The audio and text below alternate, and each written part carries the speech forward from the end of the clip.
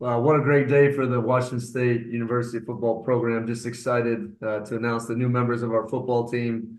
It's always a great day to be a Coug because we get to, kind of see the future of the football program. And we kind of went into this year with one theme. We got to find the right players for our university and our football team. And that's exactly, what I believe that we did. I'm just thankful for all the hard work and dedication that has gone into putting this class together. And I think there's a lot of things that, people don't see. I'm just really thankful for our full-time coaches, all of our support staff, Rob Schlager, our general manager, Stacy Ford, our recruiting coordinator, Miss Taylor Long, our on-campus recruiting coordinator, really all of our scouts and a lot of our families. Everyone is involved in this process. WSU faculty, student, body, in our whole Pullman community. We have 25 total high school or total players that we're going to sign today. We'll talk about the additions of two more just recently in the last 15 minutes. 23 of them are from high school, two transfers. Really excited that 9 of these guys are going to be with us for spring football practice, and really proud to add 4 in-state football players to our team. And I think that's really, really important. Taking care of home base really matters to us. And there's a very detailed process through this. It starts a long time ago, junior film, summer camps, official visits, game day visits. Obviously, the last 3 weeks have been on the road everywhere, all across the country, just finding the right fit for Washington State. And we believe we've done that. I'm just going to kind of give a little bit of an overview of our class today. And we're really excited about all these guys. Starts with quarterback, Evans Chuba out of Clearwater Academy in Florida, but by way of Montreal, Canada. And Evans, we found at the Mercer camp this summer, went down there to try to find some skill positions, and he just wowed us with what he could do. An Anthony Richardson type body, 6'3", 215, runs well, big, strong arm. Love his personality, his leadership ability, and what he's going to bring to us as a mid-year player and come ready to compete from day one. At running back, signed 2 guys from California, Josh Joyner out of Pacifica High School. Josh is one of those kind of jackknife type guys. He can do it all. He'll play in the slot. He'll be in the backfield. He's really dangerous in our zone schemes and wide stretch schemes, as well as out of the backfield catching the ball. And Wayshawn Parker almost rushed for almost 2,000 yards out of Grant High School in the Bay Area. Really proud of him. Both of those guys will be here at the mid-year, ready to compete with our roster. And we all know we need to advance ourselves in running the football, and those two will be a big part of it. It was about reloading that wide receiver. Chris Barnes out of storied North Shore program out of Texas, the state runner-up. Obviously, he's an explosive guy. He scored 3 touchdowns in that state championship game. They had a 98-yard kickoff called back. Excited about adding him, as well as Isaiah Cobbs. You'll remember Munford High School out of Memphis, Tennessee, because that's where Tristan Bohannon came out of last year. They've been great to us, and excited to add Isaiah to this class. The other 2 high school players will be Landon Wright out of Fresno, California. I think Landon is that blend of outside, inside, can take the top off, a big play guy. They're out of Clovis West. And then the one we just added 15 minutes ago would be Dickert Douglas. He's an athlete out of Paris, Texas, a 2-way star, plays multiple sports. Excited about his developmental process, kind of one of those under the radar, middle of nowhere Texas players that have been really successful here at Washington State. We all know it starts up front, and these 4 big bodies, I give a lot of credit to Coach McGuire for going out there and securing what we believe is going to be the future of our offensive line. It always starts in state at that position. Chris Lino, that is as advertised, 6'8". I'm happy to report he's 305 out of Seattle Prep. Over there in Washington, and a big physical presence that can get to the second level and stay on his feet. Very Esa Pole-esque as far as that big body left tackle. Carson Osmus. If there's somebody out of Camas High School that works harder than him, I'd love to see it, because he is a hard-nosed worker. He has stayed true to his commitment with us, and we're excited to add Carson. Xavier Thorpe is going to remind you of that Abe Lucas-esque athlete and body, a 4-sport athlete. He just completed his Eagle Scout. Even since this summer, he's gained 15 pounds, and player of the year on the defensive side in the league, first team all conference on the offensive side. There's just a lot of development left to be had there with Xavier. AJ Hassan, same thing. When we started recruiting AJ, He was a 6'3" and a half, 240-pound middle linebacker. And as grown, he's now going to be an offensive lineman for us out of Davis High School. Just really excited about him, and he will be here at the Midway as well. I think he's one of those guys that can potentially play 4 out of the 5 offensive line positions, center, both guard and right tackle. So let's see where he's at and ready to compete. On the defensive side of the ball, just really excited about what Coach Cal did with our defensive tackle position. Jackson Calgill was the first to verbally commit to us all the way back April 13th, and has saw this thing all the way through. His development is high. He's a state champion out of Erie High School. He's one of those guys that we've done a million times, take him from being a high school defensive end and continue to grow him to be an athletic 3 technique. Hiram Benjamin Moores, one of those plug-and-play guys immediately out of Kahuku High School, another state champion. He's been a human wrecking ball in the interior of that defensive line, and excited for him to plug and play on the interior of our defensive line. I think kind of the most immediate impact guy is Cyrus Webster, an edge transfer from Utah Tech, a highly recruited player that we feel can be, really make that jump just like RJ and BJ did this year. And they're going to be extremely productive. So it's really excited to add Cyrus. And then the 2 young guys between Camden and Malachi, very the same mold, big, long, raw athletes that we're going to stash away for a year, get on our nutrition and development plan in the weight room. And I think you're going to see some pretty special players. Just amazing to watch Malachi Rice just play basketball and how athletic and nimble he is on his feet, and yet how far he can grow. Linebacker position, Frank Asano is going to join us at the mid-year, give us another big, physical, long, just kind of tackling machine from the Bay Area. DJ Doss really mainly this year played wide receiver. He transferred to St. Bonaventure, and he was in the state finals. But we've done this a lot, take really, really high-level athletes, transition them to defensive football players. He played safety at his previous high school, so excited to really grow with DJ and show him, the vision of him being a linebacker, and then a big haul of reloading our defensive backfield. It starts with Jalen Edmond. He's at a couple different high schools, spent most of his time at Bishop Gorman out of Vegas, but another guy that could fit into that athlete category. Corner, nickel cover guy, free safety, wide receiver, returner. I think his skill set is really high. Hunter Haynes out of Westland High School in Oregon just fits us. An old school, tough-nosed safety. I think he had over 8 interceptions this past season. Just an old ball hawk and very physical football player, and he means business when he's out there on the field. Ko Patu, once again, we'll see where he ends up, but he can play corner. He can play free safety. He's a nickel cover guy. A guy with a lot of versatility. Tyson Weaver, another in-state product out of the Eastside Catholic on the other side. Very much a Jaden Hicks-esque transition. He plays corner for Eastside. He will continue to grow and develop and probably move into that free safety, strong safety slot for us in his future. Kenny Worthy, corner out of Centennial High School, another state finalist right there, but he's going to be joining us at the mid-year. He's a speedster with great length. We love Kenny's development and kind of immediate impact that he can make on our football team. And the last one that just came in is Kamani Dukes Jackson out of El Cerrito. We're very familiar with El Cerrito High School and have had a very successful, Warren Smith, Armani Archie, Derek Langford, guys that have come out of this high school, and just excited about what he can do in our defensive backfield. So, like I said, we went out there, scoured really all across the country. I really wanted to focus on, really getting ourselves back to the West Coast, find a bunch of guys that really fit our football program, and excited, for the type of men and character values that these guys possess as well. So with that, I'm ready to open it up to any questions. All right, first one, Jamie Bennett. Go ahead, Jamie.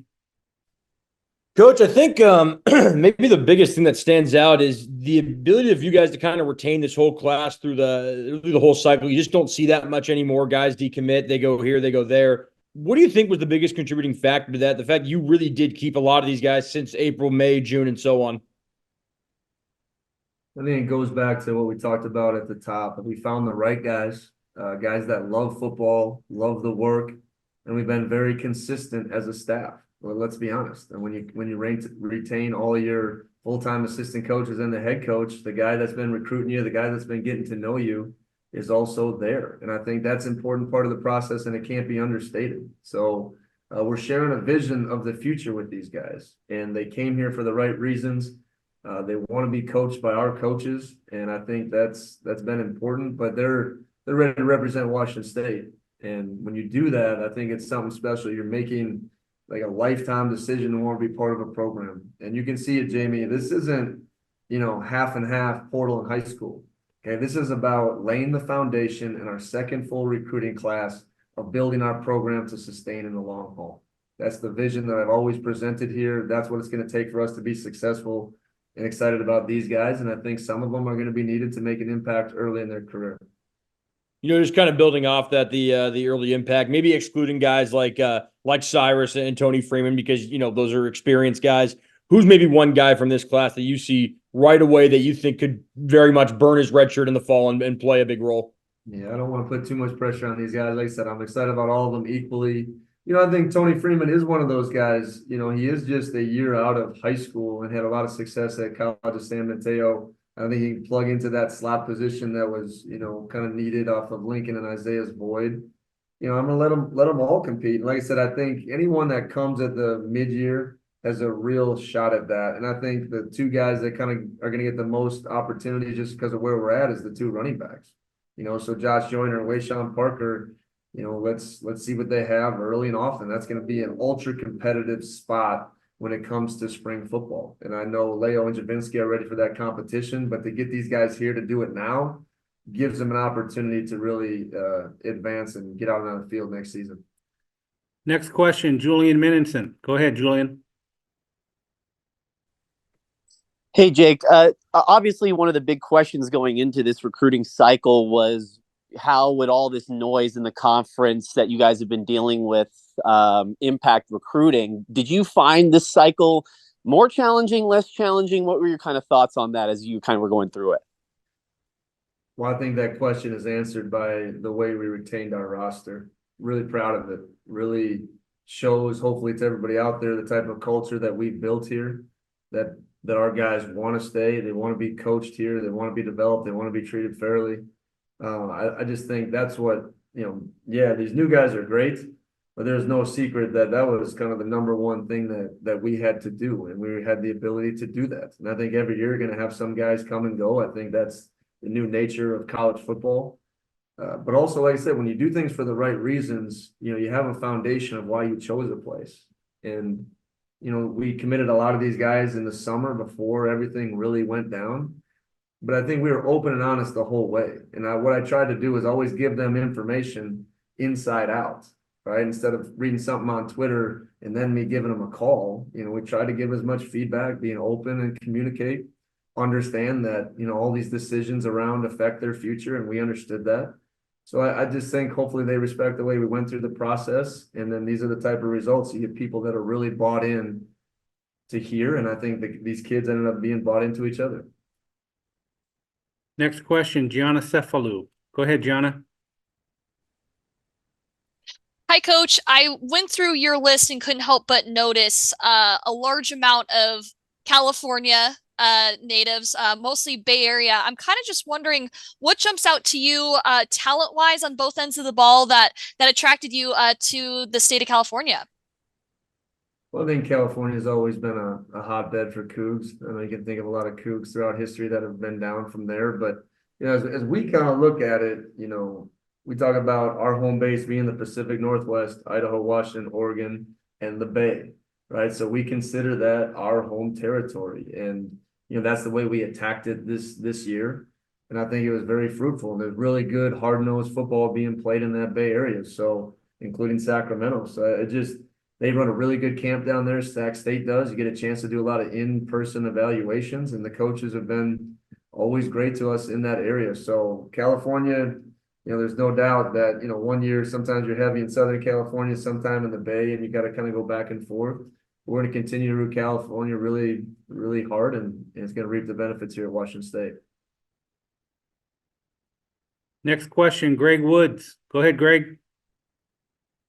Hey, Jake, is this are you expecting any more signings in the next day or two, or is this class, complete for the most part?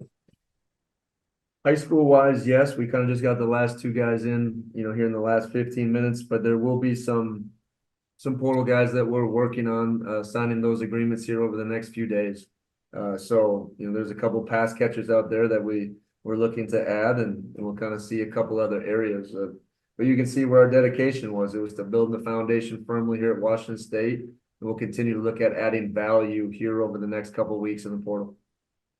And then I was curious about the process with retaining AJ. I know he committed in the summer and then took some time to kind of reevaluate kind of where things stood with the school and the conference and whatnot. What were those conversations with him like, and kind of how did all that go with him? Well, just because they all stayed here, don't for a second think that it was always easy. And there wasn't a lot of conversations and, transitioning of coaching staffs, even kind of locally close, and those guys trying to get our guys. I mean, even all the way up to the finish line, right? So it was a lot of conversations with AJ, but you can go up and down the list of having really deep and honest conversations with all these guys, and a bunch of universities try to come in and pry them away. And they stayed true to their commitment to be here at Washington State. And I think it is because of the people. We advertise and talk about family over flash all the time. And I think, like I said, these are the right people. And I can't say that enough. When you're trying to build an organization or program, you want the right people in place. That's what we have on staff, and that is what these guys are about. Next question, back to Jamie. Go ahead. Coach, when you took over, one of the first things you said is you guys are going to plant the flag in the state of Washington when it comes to recruiting. No FBS program signed more players from the state than you guys this year. I mean, how much do you think that kind of just summarizes your vision and kind of your goal in the recruiting trail to really, really kind of own the state of Washington when it comes to recruiting? Yeah, and I'll add a cherry on top of that. The other school in our state signed 0. So we're really dedicated to finding the best in-state players and bringing them here to Washington State. So it's been valued to us over the last 2 seasons. We have 8. I think that's almost double more than anybody else at the FBS level. Taking care of home base is vitally important. And then Camden DeGraw is just across the border in Coeur d'Alene, so we consider him another hometown kid. So we'll always start there. Recruiting starts in Washington. That's been our promise to the high school coaches in this organization. And we'll continue to do everything through our evaluation process to see those kids first. And that starts right away in January. Those are the first kids when we come back from break that we start watching and evaluating. So we feel like they're right for us, and excited about, just keep building that roster through our home state and waving the flag here. When it does come to kind of getting some of those guys, it does seem, 2 of the 4 offensive linemen, the other 2 defensive backs. Do you think there's that's maybe a position of where there's kind of a premium, or there was, some excellent prospects in those 2 spots? This is talking about state-wise? Yeah, state-wise. Well, it's funny. Clay said this ever since he's been here. He's like, you can build a highly productive offensive line just from the state of Washington. And that's where kind of it's always been fruitful for us here, especially Coach McGuire is over 10 years being here. So I think that's always where we're going to start. There's a bunch of big, long, nasty football players in this state, and, excited about bringing those guys here. And obviously the defensive backs, KO spent 1 year obviously in our state and had a really good season at Roosevelt High School, and Tyson Weaver is just, he's a phenomenal player out of Eastside Catholic, which has been a perennial powerhouse. And to build those relationships with those schools and those high schools, I just think it's going to reap the rewards as we continue. Once again, Jamie, I got up here, a couple of years ago and said, we got to repair the relations in our state. Coach Callagis, Coach Whitworth, and our whole coaching staff have done an amazing job of, just kind of changing the perception of how we value in-state players. And I think we're seeing that here. As a reminder, if you have a question, please raise your hand. Next question, Julian. Go ahead. Jake, something you said in your last Zoom presser was you wanted to bring guys in that potentially could push John in that whole quarterback room. What makes you think that Evans could do that in year 1 here? Well, because he's coming at the mid-year, it gives us a chance. Like I said, really athletic player, big, strong, smart, articulate, and love his leadership qualities. We'll still be looking for someone to add to that room that has experience. We're letting the quarterback market settle down at the moment, and probably we'll be looking at somebody here soon. I think Evans just has that it factor. I just being around him enough, and you guys will see it this spring. He just has that leadership ability that everyone wants to gravitate to. He's never seen a day he doesn't like. He's got a big smile on his face. There's a lot of development to be had because he is a very raw talent. Make no mistake about that. But that's what makes some of the best ones that I've ever seen, guys that have a real belief in themselves and have all the talent to go do it. So I'm excited to work with them. Next question, Greg Woods. Go ahead, Greg. Cyrus had a bunch of Power 5 offers out of the portal when he hit that out of Utah Tech. I'm wondering about the process of getting him here and how that kind of worked out. Frank Miley, that's all I will say. I mean, he kind of recruited them in the past, what a relationship they have, and there's a trust there. And I think when some guys make a decision for their last season, who do they want to coach them? And Frank did an amazing job of really gaining that kid's respect and also showing him the vision of what he can be. Don't forget, we have these graphics, but RJ and BJ improved in every major category from 22 to 23, from the 22 season to the 23 season. So tackles, sacks, snaps played, pressures, TFLs, everything. So that's the type of development that he wants, and he trusts Frank. And that's one of those things where it isn't just always about money, right? It's about fit. And I think Cyrus chose us for the right reasons, and Frank was the biggest part of it. Greg, do you have anything else? That's all I got. Okay. Any other questions for Coach? Please raise your hand. You'll be called on. Jamie, go ahead. Coach, you mentioned probably about set with prep guys and still going to be kind of pursuing the portal. Where does the JUCO ranks kind of fall into that? I think it's interesting. I mean, we've looked really hard at junior college football, but you got to remember the portal has really affected junior colleges, right? A lot of guys would have to bounce down to come back up where they don't have to do that anymore, right? So not that level has dried up at talent. We feel really confident there'll be one more junior college player announced very shortly. He's a junior college All-American, and he can impact our program really well here. I don't want to let the cat out of his bag because he's doing an announcement here pretty soon, but we will continually look at those ranks because I'm honest with you, Jamie, I love guys that come here and really appreciate what we have. That's big to me. And I think, those junior college players, I mean, sometimes it's hard. And, they go here and they see our nutrition station and our weight room and our field, like there's just an appreciation, and they're going to give you everything they have. So we've had a lot of success at that rank, and we'll continue to look at that as we kind of continue throughout the rest of the year. When you say very soon, is that today or the next couple? Next couple of days. Now, I don't want you hanging by your phone all day, but the next couple of days, Jamie, we'll get it to you.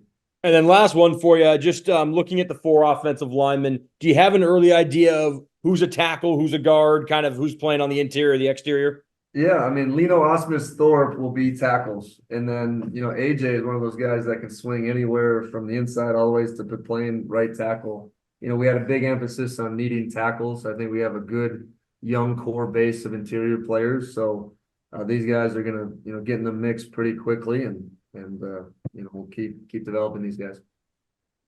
Thanks, Coach. Next question, Greg Woods. Go ahead, Greg. Sorry, I lied to you, Jake. I'm curious. I see that. Hey, I'm curious what the best meal you had on the road throughout this whole process was. Oh my goodness.